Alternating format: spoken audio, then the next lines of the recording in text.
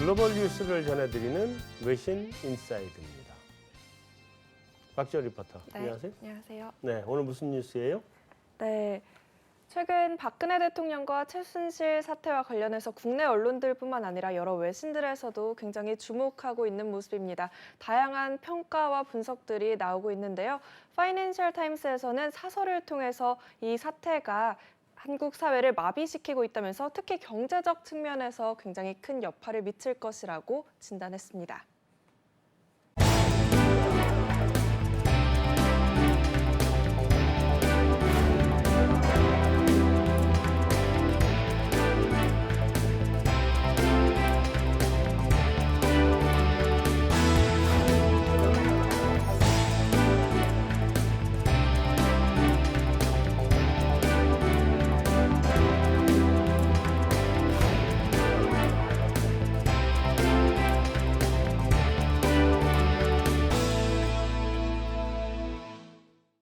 네, 이 국정농단 사태와 관련해서 혹시 외신 기사들 좀 보셨어요? 어떤 평가를 하고 있던가요?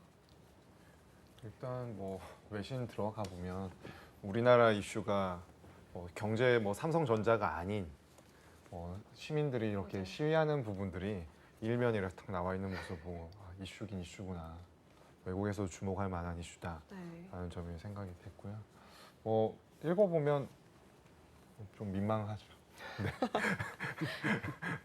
어쨌든 다음 질문으로 넘어가 보면 네. 이제 최근에 트럼프 당선이라는 큰 이슈가 있었는데 그 부분을 차치하고서라도 이 최순실 박근혜 대통령 사태 자체만이 우리 금융시장에 어떤 영향을 끼쳤는지 지금 시장에서 그래도 보고 계시니까 어떻게 체감을 하셨는지 좀 말씀을 해주세요. 조금 악영향이 없지 않아 있었다는 것은 그래도 이렇게 우리 서울 증시가 겹쳐놓고 보면은 미국 증시하고 이렇게 같이 가거든요. 네. 같이 가는데 트럼프 당선 이후에 오히려 트럼프 랠리를 해서 뉴욕 증시는 그냥 4대 지수가 네. 사상 최고치 경신으로 해서 쭉 치솟는 반면에 그 무렵부터 해서 우리는 오히려 꺾여요. 네. 코스피나 코스닥이. 그런 거 보면은 확실히 적어도 가치는 가져야 되는데 못 갔다는 측면에서 우리가 이 부분이 분명 우리 시장에 네. 악영향은 줬다는 것이고 그리고 또 시장 의외로 냉정하다는 것도 저는 느낍니다. 3차 담화 나왔을 때 어쨌거나 나는 퇴진할 테니까 국회가 알아서 해달라 그게 핵심인데 그날 시황 쓰는 사람들이 어쨌거나 한 줄짜리 뭐가 설명이 필요하니까 3차 담화에 환율 1원 80전 하락, 코스피 0.0 몇 퍼센트 상승 이거는 시황이 아니죠. 10원 이상 움직이는 환율인데 네. 평소에도 그건 전일 대비 이런 몇 점 그게 담화 때문은 아니고 네.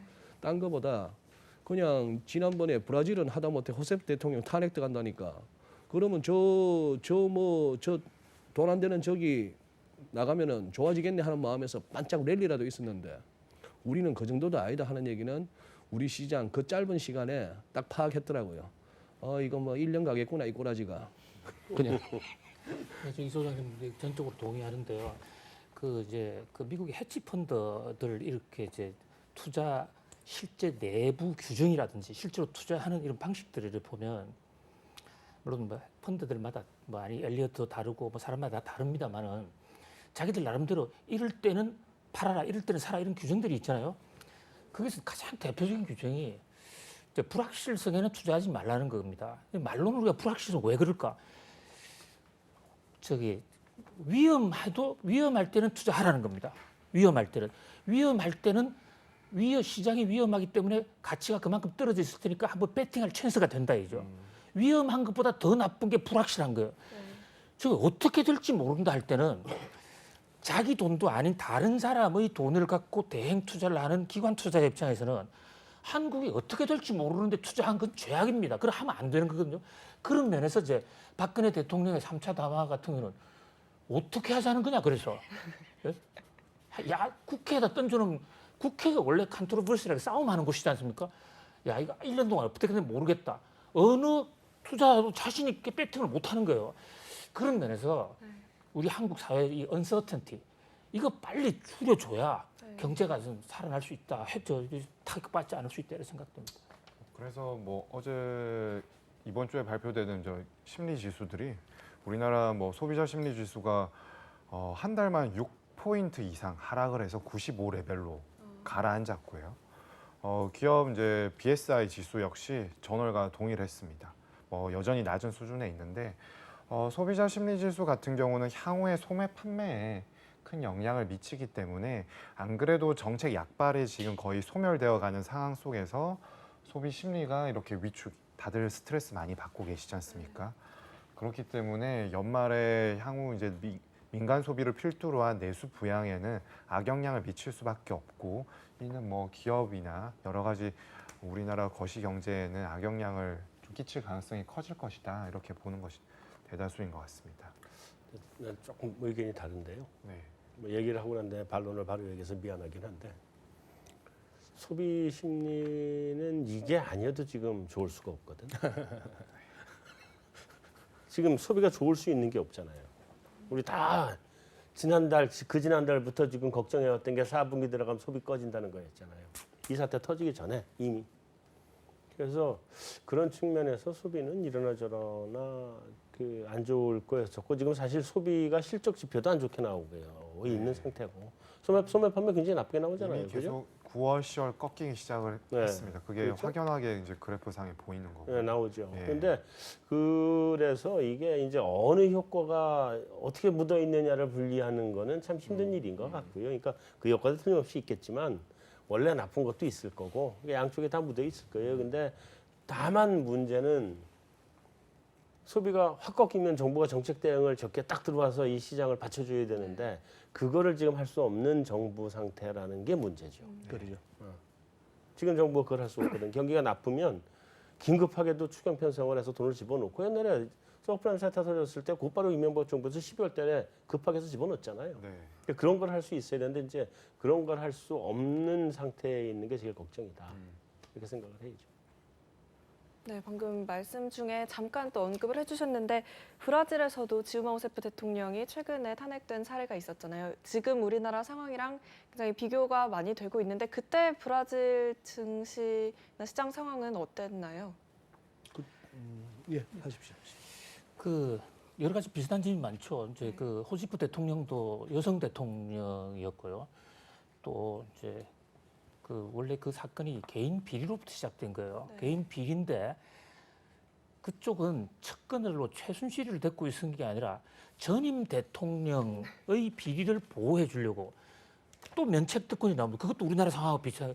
지금 대통령이 퇴임하지 않으려는 것이 면책 특권 뒤에 숨으려고 하는 것이다 이런 분석이 있는데 마찬가지로 전임 대통령이 비리로 이슈가 되니까 그 대통령을 보호해 줄 그 나라는 장관만 돼도 기소할 수 없게 돼 있어요. 그래서 그 사람을 장관으로 발령을 냅니다.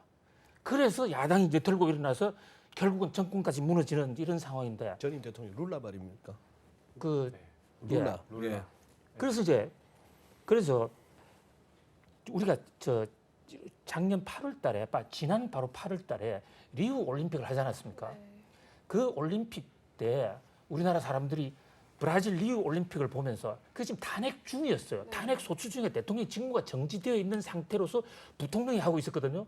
하고 있었고 확정된 거는 올림픽 끝나고 8월 말에 됐습니다. 근데 우리도 그렇고 전 세계인들도 이 나라 대통령이 직무가 정지됐으니까 나라가 잘 안 될 것 같다. 올림픽이 안 될 것 같다. 이런 얘기 생각한 사람 없지 않습니까? 그래서 그런 면에서 크게 다만 이제 그쪽도 초기에 탄핵이 될 것인가 안 될 것인가 막 싸울 때 그때 브라질에 들어와 있던 돈이 많이 빠져나갔습니다. 그래서 브라질 화가 가치가 떨어지고 이제 주가도 떨어지고 이랬는데요. 그게 마침 지금 세계적으로 신흥국 한참 잘 올라가던 브릭스 국가라든지 신흥국으로 막 돈이 쏠려 가다가 그것이 다시 미국 쪽으로 반전하는 그 테이프 텐트럼 현상도 겹치면서 2014년도에 그러면서 그런 상황 속에서 터졌기 때문에 이것이 탄핵 효과인지 그 미국으로 돈이 돌아가는 과정에서 그건 정확하지는 않은데 아무튼 불확실 속에서 많이 떨어졌어요. 그런데 막상 탄핵이 딱 결정이 되니까 엄청나게 올라. 그동안에 떨어졌던 주가 다 반전이 되고 다시 또 브라질로 투자가 많이 됐어요. 그런 면에서 너무 그렇게 이 최순실 사건 때문에 경제를 너무 그렇게 걱정하지 않아도 되지 않겠나 하는. 네, 근데 또 최근에 또 이슈가 됐던 게 OECD에서 유로존이랑 우리나라의 내년도 경제 성장률만 하향 조정을 하고 다른 나라들은 다 올리고 이렇게 발표를 했는데 이 원인 중 하나가 또 이 대통령 스캔들로 지목이 되기도 하잖아요. 그래서 뭐 유로존이랑 비교했을 때 유로존의 브렉시트 문제만큼이나 큰 문제라고 OECD에서 보기 때문인 건지 이 성장률 조정 문제와 관련해서도 한번 말씀을 해주세요. 원래 3.0이 걔들이 원래 잘못한 걸 거예요. 2.6이 맞는데, 네. 그러니까 우리 그렇게 보거든요. 올해도 그랬고 내년에도 그렇게 보는데 사실은 올해도 정부가 정책적 노력이 들어오지 않고 순수 민간에서만 돌아가면 2.3을 넘기 힘들 거다라고 봤었거든요. 지금 정부가 열심히 들어와서 그나마 간신히 2.7 뭐 정도 나오는 거잖아요. 그 정도를 정부가 이제 커버해 준 건데. 내년에도 정부가 안 들어오면 2.6보다 좋을 일이 없을 것 같아요. 그러니까 OECD가 처음에 잘못 본 거를 이제 자기들이 자인하고 아 우리 잘못 봤구나 제대로 하자. 아 2.6 나온 걸 거예요. OECD가 이제 그 여러 가지 국제 경제 기구 중에서요. 그 선진국들의 그 경제 상황 동향에 대해서는 가장 빨리 서로 갖다 내고 이제 제휴를 주고 받는 것입니다. 그래서 IBRD라든지 이런 데는 이제 후진국 정보가 조금 좋은 편이고요. IMF는 선진국 정보가 좋은 편인데 그 이제 특히 이제 30개국 그런 어떤 디벨롭된 칸츄리에 그래서 그 OECD 통계는 상당히 이제 의미를 좀 두고 싶어요. 그중에 특히 그 세계 경제 전망을 상향 조정을 했어요. 전체적으로요. 그죠? 이것은 대단히 좋은 현상이에요. 그동안에 한 7, 8년간 계속되어 왔던 그 극도의 침체 상황에서는 좀 벗어나오는 것이 아닌가. 근데 유독 보니까 한국은 이제 0.4%포인트를 낮췄더라고요. 네. 그래서 이제 그 유심히 들어가서 봤어요. 봤더만 그쪽에서도 얘기하는 대로 자, 이 경제 성장률을 하고요. 실제 경제가 좋으냐 나쁘냐 하고는 조금 다를 수 있습니다. 무슨 얘기냐면요. 우리가 이유 없이 땅을 팠다가 다시 메꾸는데 그것을 만약에 돈을 지불해 주잖아요. 정부가. 그럼 그건 GDP에 잡힌단 말이에요. 자, 무슨 말씀을 올리고자 하느냐면 지금 우리 앵커님 말씀하신 대로 우리 최근의 이 성장률이 정부의 추경을 2번씩이나 하고 엄청나게 퍼부었단 말이죠. 퍼부으면 당장 정부 소비를 하게 되면 그만큼의 GDP 성장률로 탁 나타납니다. 그것이 경제가 좋아졌다는 절대 아니에요. 그런데 이제 그것이 언서턴티 정부가 어떻게 당장 뭐 할 수 없을까? 당분간 재정 지출이 좀 어려울 것이다. 하는 그런 측면으로 0.4%포인트를 낮췄다. 저는 그렇게 봐서 그래서 이것도 큰 문제 아니고 그리고 우리나라 지금 여러 가지 상황에서 2.6%면 그런 대로 봐준 거라고 봅니다. 네.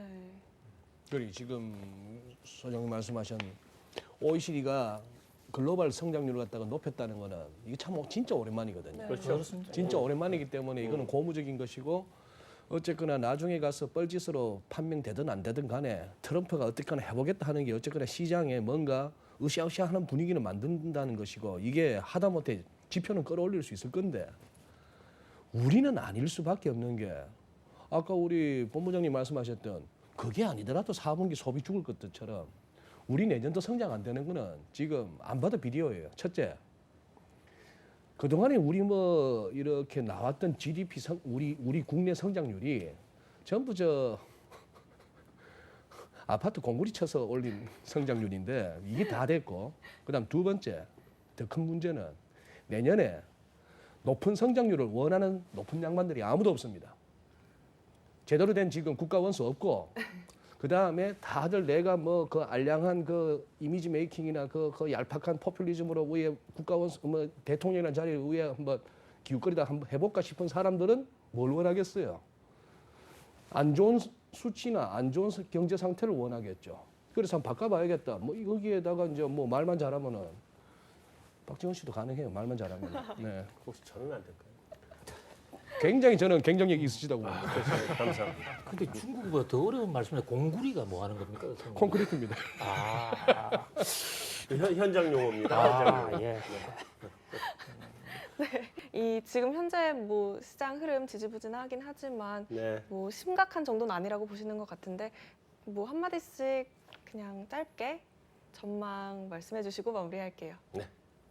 네, 뭐 어쨌거나 지금 뭐 국내 이 상태는 상당히 오래 가겠죠. 그래도 뭐 다 시켜서 하는 것 같았지만도 3차 담화를 보니까 그 자리에 그냥 가신 분은 아니에요. 지금 굉장히 급당황하죠. 우리 국민들도 압니다. 이거 안 된다. 지금 우리나라 국회와 야당의 어떤 그 생리와 능력으로 봐서 굉장히 오래 가는 거 우리 각오해야 되고 그런 측면에서 오히려 주간 전망대나 뭐 다른 어떤 방송이든 간에 해외 변수 계속 쫓아가야죠. 우리는 뭐 종속 변수니까 시장 측면에서는 예, 그렇게 봅니다. 금융시장 지지부진하다고 말씀하셨는데 채권 시장은 가장 격하게 반응을 했습니다. 안 지지부진하지. 예, 정신없지. 정말 정신이 없는 최근에 한 3주 보내고 있는데. 네, 맞아요. 예, 트럼프 효과가 더 크지 않습니까? 채권 시장 특히. 예, 맞습니다. 뭐 트럼프발 이슈로 인해서 글로벌 주요 금리가 다 올랐고요. 우리나라 이제 단기 투자 기관들에서 이제 시장 금리 때문에 채권 평가손이 많이 나왔고, 뭐 현선물뿐만 아니라 이제 수합 시장까지 엮인 것들이 다 포지션 청산되면서 이게 소화가 이 뭐라고 금리 상방이 잡히지가 않았는데 최근에 조금 잡혔거든요. 네. 한은에서 국고채 단순 매입했었고 통한채 이제 발행량 좀 축소하고 오늘 이제 정부에서 채권 시장 안정펀드 재가동하겠다. 언제 될지 모르겠지만 어찌됐든 간에 정부나 통화당국에서도 채권 시장 금리의 급등을 더 이상 방치하지 않겠다라는 점에선 좀 긍정적이라고 보고 있습니다. 그리고 이제 뭐 아무래도 로스컷 걸린 기관들에서도 아무래도 다시 매수세가 나올 수 있는 데다가 FOMC가 끝나면 어느 정도의 불확실성이 거칠 거라고 예상을 했는데 제 예상과는 달리 오펙에서 이번에 감산 합의가 되었고요. 또한 1월 20일인가요? 트럼프의 취임까지 내각이 임명이 되면서 정책들이 좀 명확해지는 시기가 도래할 텐데 이런 두 가지 요인들이 채권 시장엔 더 우선은 약세 요인으로 지금 무게 중심이 실려 있기 때문에 조금 지지부진하기보다는 여전히 변동성 국면에 있으면서 좀 여러 가지 지표들을 좀 살펴봐야 될 시기라고 저는 보고 있습니다. 네. 이상님? 네. 자, 오늘 준비한 순서는 여기까지로 마치도록 하겠습니다. 다음 주에 다시 뵙겠습니다.